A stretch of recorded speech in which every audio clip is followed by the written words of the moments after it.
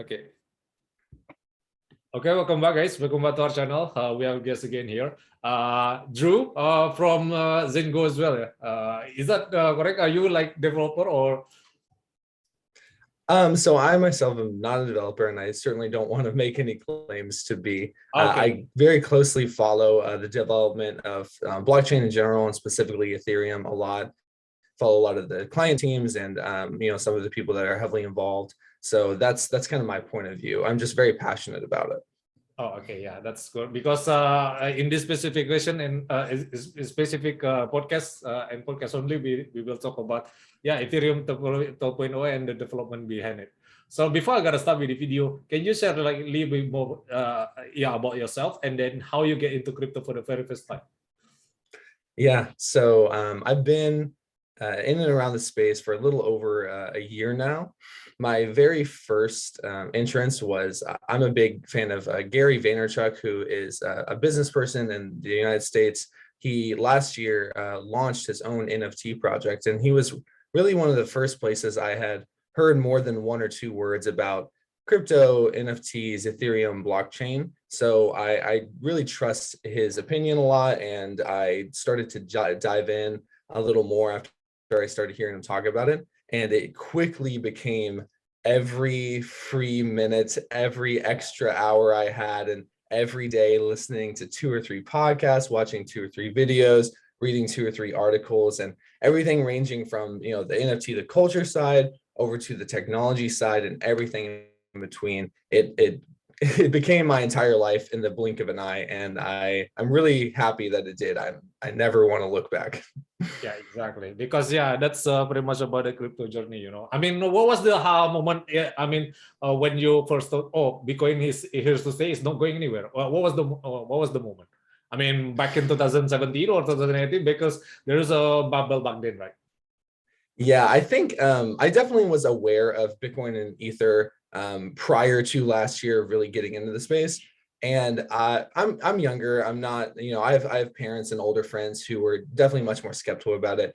But I probably around 2017 started to take on the mindset or the assumption that these things are here to stay. And while I don't know much about them, and especially at that time, 2017, I figured that that was going to be a part of my life from maybe a financial, maybe a technological point of view for probably the rest of my life. But certainly in 2021, last year, I really started to understand why that was true and really back up that mindset with a lot of data and fundamentals. Yeah, because the not only the tech, I mean the culture is constantly evolving. That's why we need to adapt as well. So since like you got into development, I mean follow the Toro process, particularly in the Ethereum 2.0. For my audience who don't really know about it, what's the difference in Ethereum 2.0, or is it a scalability issue or something like that, or what's the maybe what's the difference between Ethereum 2.0 and then Hardfork, right? Because Luna itself previously has a Hardfork itself, but Ethereum 2.0 is different than Hardfork, right? Yeah, can you share like elaborate a little bit more about it? Yeah. So whenever Ethereum goes through upgrades, they do, excuse me, sorry, they do institute a hard fork. So that's how they do these major network upgrades. However, it's a universally agreed upon hard fork. So these Ethereum improvement protocols, the EIPs, when they put them through in an update, it's already been discussed on like the layer 0 of all of the people of the network that build it, the developers, the core teams, and the community, that they want to go in this direction. And it's the consensus is pretty much unanimous, and that's when they execute the network upgrades. But they are actually hard forks, which is the same as like the Terra 2.0 or Bitcoin Cash or Bitcoin Gold. Like they are hard forking the network, but it's leaving behind very, very few, if any, community members, because everyone has kind of agreed upon that path forward. Yeah, because the layer itself, consists of the if the network itself and the asset, right? And then ETH 2.0 using the proof of stake model. But the Hardfork itself happened before in 2017. I'm not mistaken. Correct me if I'm wrong. After the particularly when the Ethereum Classic went live, right? And then Ethereum Classic got hacked, not really hacked. What is it? 51% attack or something. What was the risk? Because I'm not confronting. I'm not. I'm just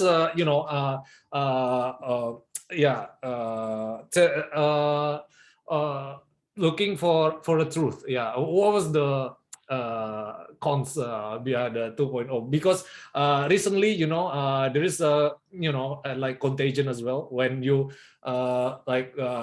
your asset ETH stake in the Ethereum 2.0, you got stake ETH, right? And is supposedly back 1-to-1, but because of contagion happened with the 3AC or something like that, the asset is not the back 1-to-1 again. So is that affecting the protocol in many ways, or just slowing down the process? Or I don't know. I just can you elaborate? Yeah, so it's really great to bring that up because it's really important to understand how that the staked ETH or the stETH, how that works and how it works financially, or how it works just like for you to use. So there's actually no peg for stETH to ETH because it's designed to be able to be redeemable for 1 ETH, and it is redeemable for 1 ETH. So when the beacon chain merges into the proof of work chain, so that will be the merge, there will be an update to the network after that. That update allows you to withdraw Ether from the staking contracts. So that stETH is always redeemable for the same amount of Ether. It's always 1-to-1 redeemable. But trading on the markets, because you can't currently redeem it, it's actually designed to not hold the peg of the 1 Ether. It's usually going to be trading a little bit below because you can't currently take it out.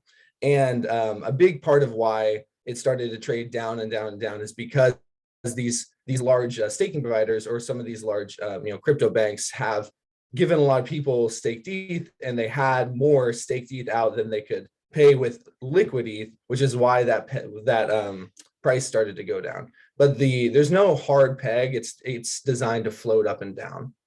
Yeah, I know. And then there's what happens, the price when the contagion happened. Yeah, there is only matter of time because before the markets start to react, right? And then maybe I don't know. It happens before with but the difference is with Luna before is that Luna staking it with Anchor protocol, not particularly in ETH2, right? But in Celsius network and then 3SC using the Ethereum 2.0 stake ETH, right? But can you elaborate the difference between the two, or is it serious in trouble, or it's just something that is just shit happen?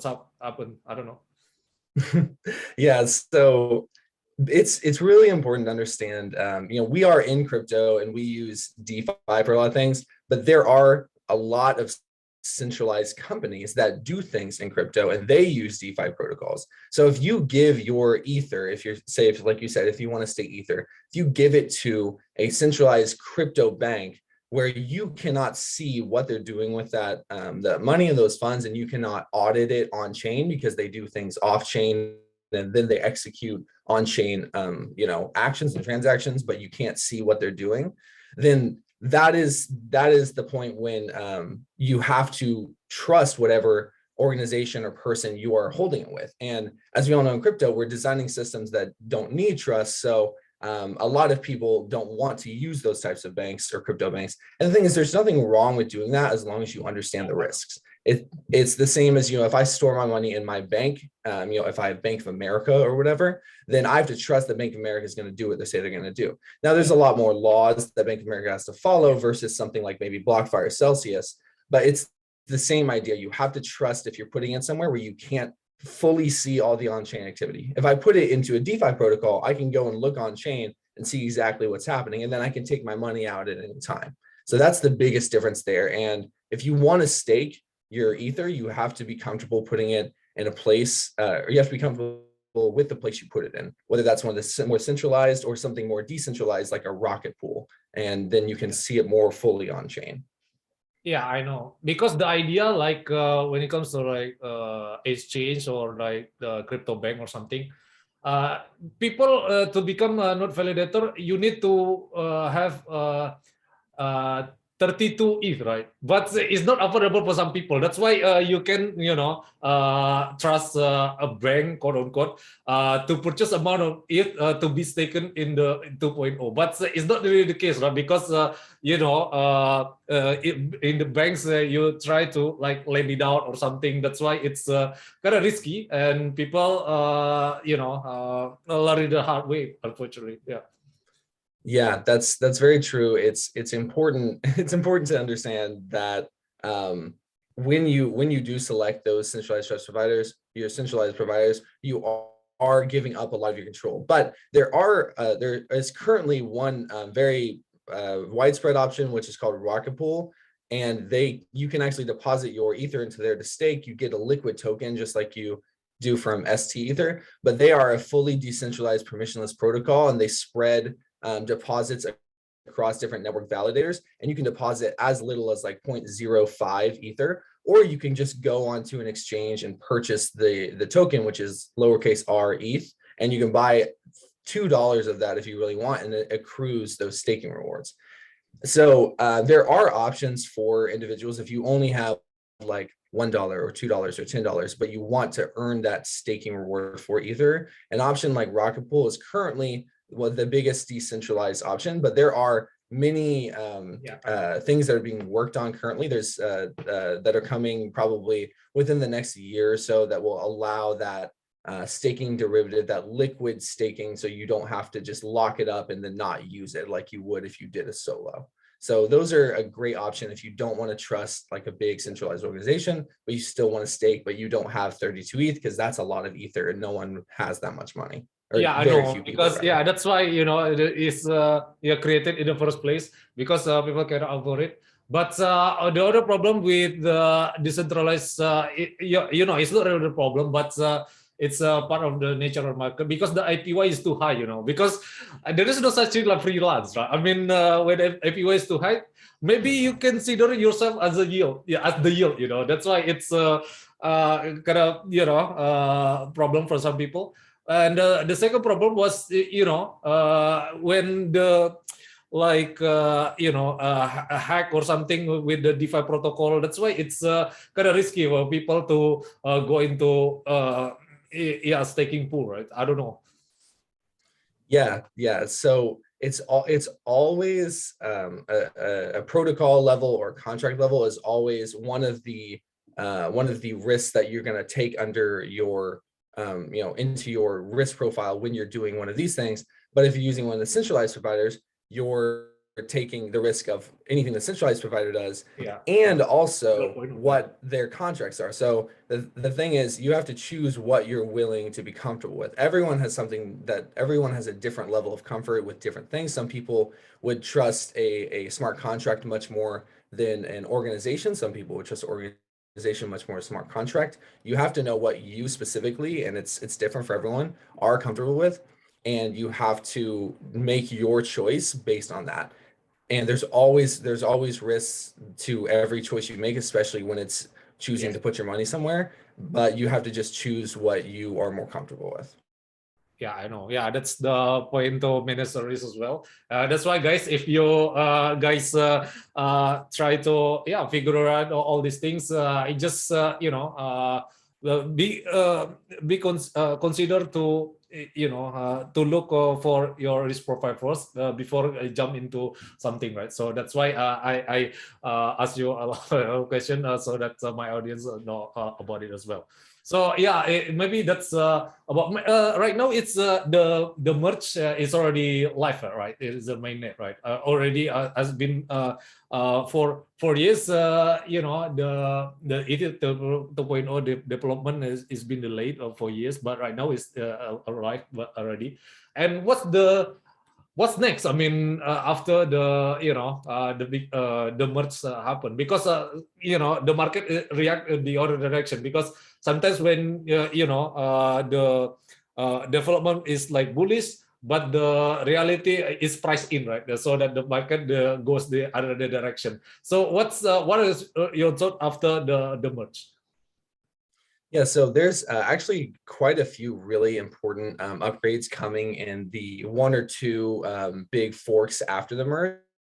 Some of those include improvement protocols to allow layer twos to have a cheaper data availability, or they want to pay as much gas to post data to the mainnet. So that's going to allow layer twos to, they're already very cheap. That's going to allow them to become even cheaper. And as more users join, layer 2 fees go down, whereas layer 1 fees go up, because layer 2 fees are all condensing into a single transaction on layer 1. The more people that join those networks, the lower the price gets for each individual person. So that's a big focus for Ethereum teams right now, is developing those upgrades that allow layer 2s to be more efficient and allow more users to be onboarded into those layer 2 environments. So there's a few different ones that you can look up. EIP 4844 is one of the big ones that's going to be a part of those next few upgrades.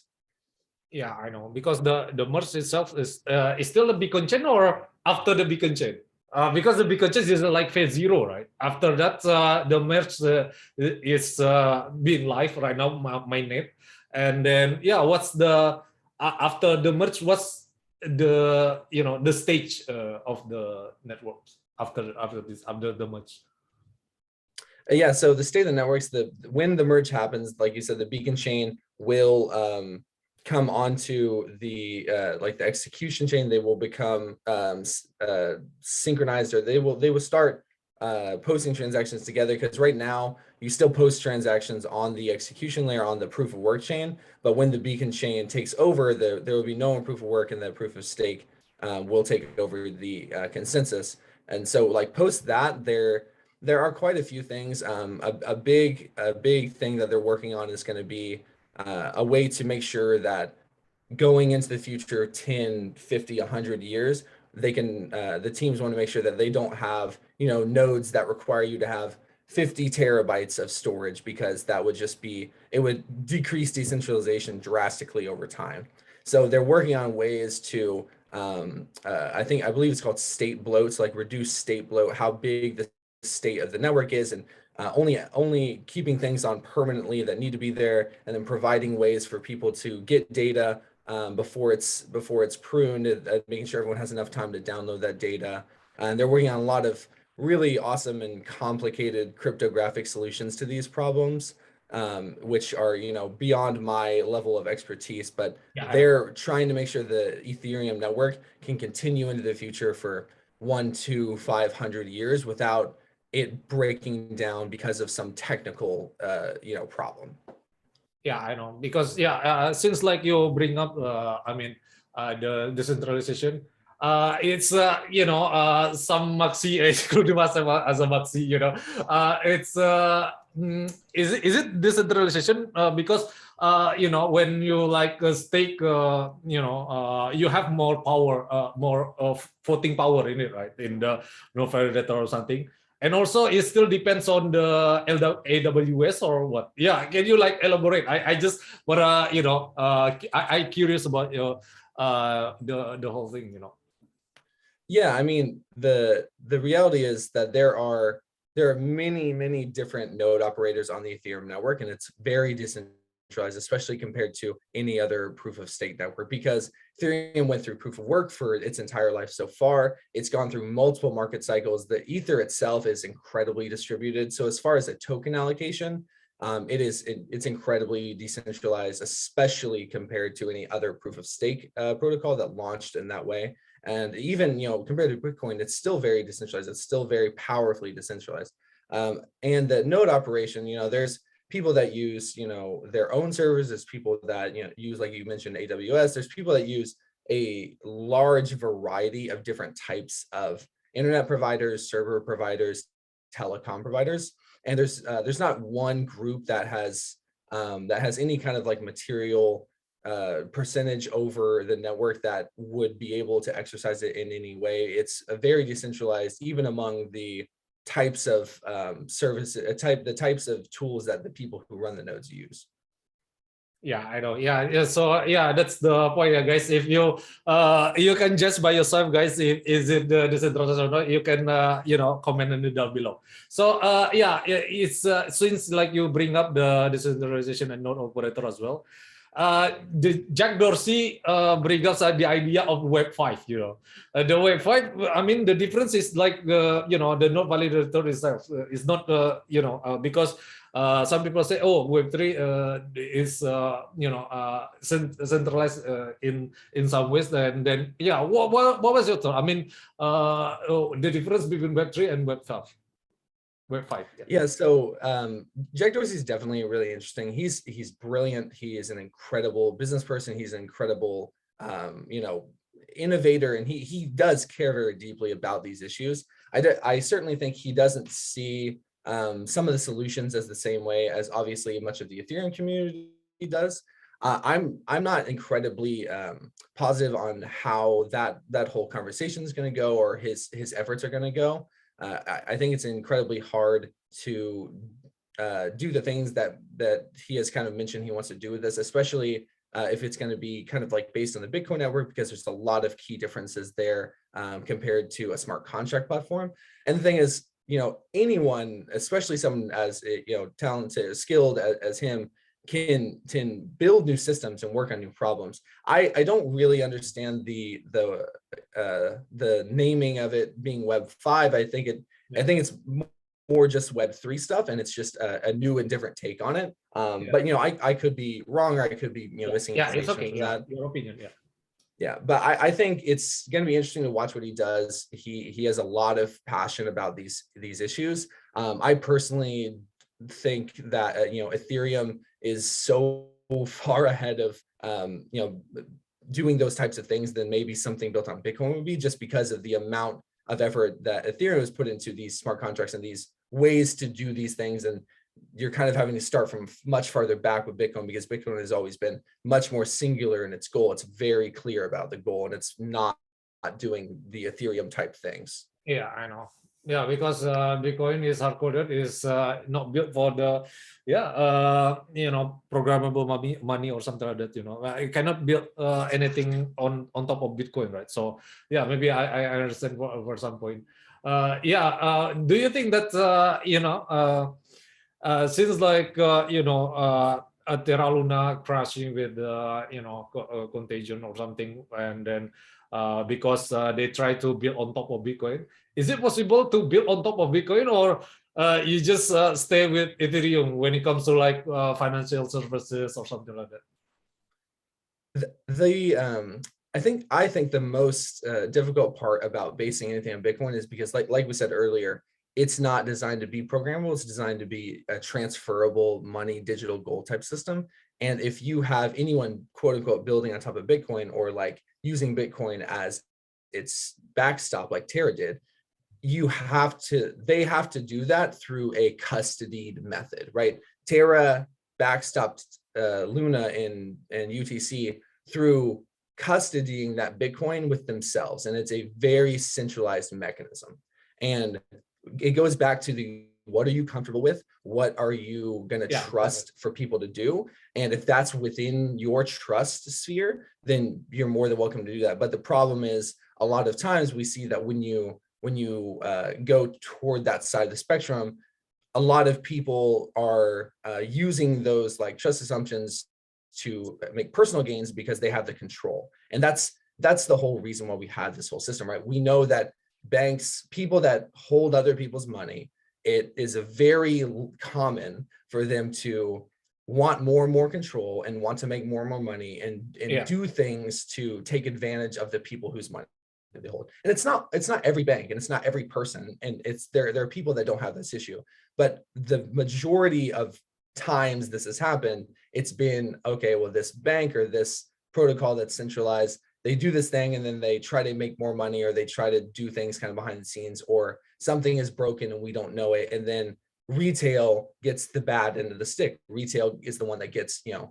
screwed over because we don't have any control. We just have to sell when we think to sell. They have so much more control. Like Do Kwon, I don't know the numbers, but I know exactly. he made so much money on Terra personally, even though the network crashed. And I think that is the issue. That's the issue we're trying to build away from. Yeah, I know. Yeah, because like I said before, it's Bitcoin is built for different purposes like Ethereum, right? Maybe that's the whole point. So maybe before I wrap this up, do you think that right now Ethereum, like you said before, is in the merge stage, right, in the Ethereum 2.0? Is there already ultrasound money? Because some people might say that it's not really ultrasound money when you don't know, you have no idea what's the issuance of the supplies, right? I don't know. What was it? Yeah, so that ultrasound money, that's a really great kind of like meme that's come out because it helps people kind of start to understand the goals of how Ethereum wants to work as money.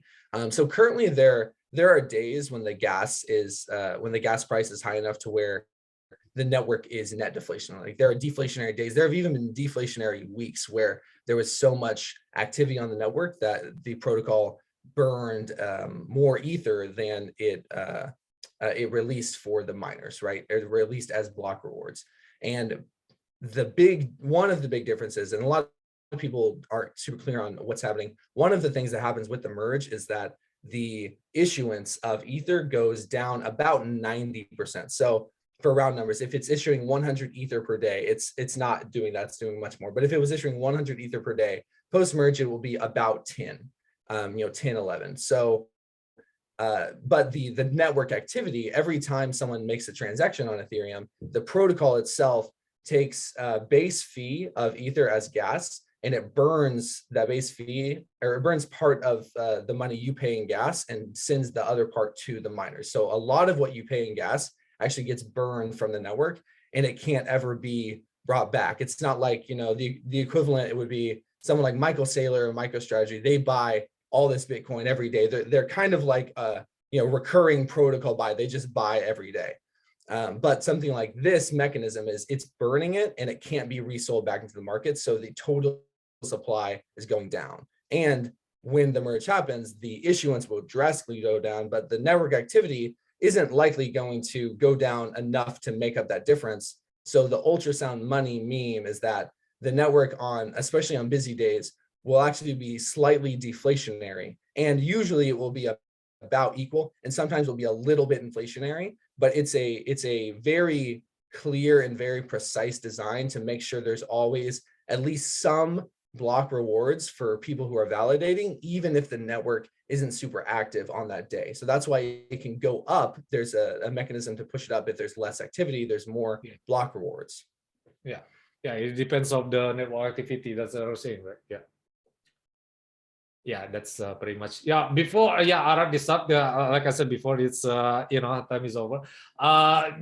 It's just for financial advice. Do you have any like specific Bitcoin prediction, or it's still bull market or bear market? Yeah, it's just for fun, for the next 2 years now. I think personally, markets are incredibly difficult. Everyone, you ask anyone, everyone's got an opinion on markets. Everyone thinks they're a trader. Everyone thinks they're a Wall Street executive. Everybody does. And some people are more right than others. Some people happen to be more wrong than others. I'm not a trader. I know it's okay. Swap stuff. I personally think that obviously we're in a big drawdown right now. That's incredibly obvious. Everything's down by more than 50%, including Bitcoin and ETH. But I think right now is an incredible time to be working on building projects in the space, because there's cycles, and cycles mean one ends and another begins. There will be a time when there is a lot more bullish activity on all cryptocurrencies, especially networks that have a lot of stuff to do on them, like Ethereum. So whenever the next bull market comes, if you are working on building something, you're on a team, or you're founded something, or you're investing in someone you believe in who's doing some good work, and you're building right now, whenever that next bull market comes, you're going to be really happy that you were working during this bear market. And I don't know when that's going to be. I'm excited. I think it's probably going to be, I don't think it's going to be like 3 years, maybe like the last time we had like a 2-year bear market. But even if it is, if you're working for those 3 years and building awesome stuff or helping build awesome stuff or partaking or participating, then you're going to be a happy person when that bull market comes. Yeah, exactly. Yeah, the bear market is time to build. Yeah, that's why I also create content to educate people. Yeah, maybe when the bull market comes, my content hits, where I know I'm still building while I'm building. So yeah, that's pretty much about it. So thank you so much for your time. It's been an honor to be here. Yeah, guys, if you want to know a little bit more about Drew, I will share in the description, and leave a like and subscribe to our channel.